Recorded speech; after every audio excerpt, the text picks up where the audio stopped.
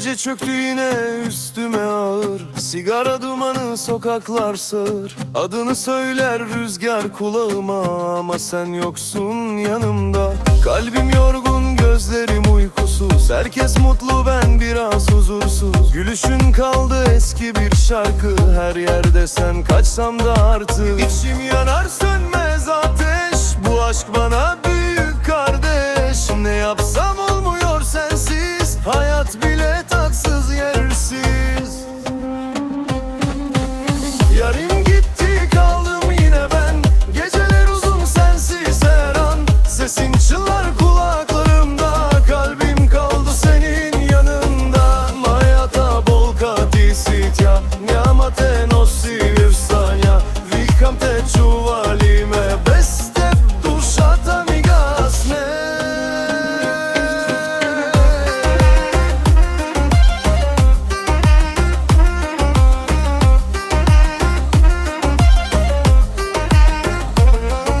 Стъпвам бавно, нощта е студ, спомените режат като нож.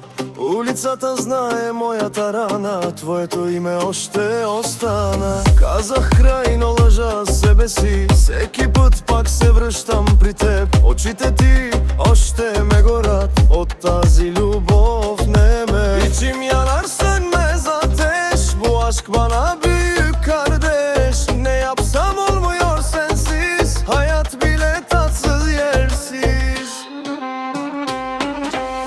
Yarim gitti, kaldım yine ben, geceler uzun sensiz her an. Sesin çınlar kulaklarımda, kalbim kaldı senin yanında. Моята болка ти си тя, няма те носи в сanja.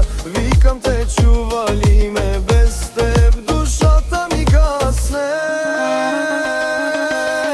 Ah be yar, niye bıraktın bu sokaklara, beni attın? Geceler şahit gözyaşıma, dön desem döner misin bana? Srce topla, че не спира, любовта ни още умира. Ела, ако ме чуваш, без теб живот е тъжен. Yarim gitti,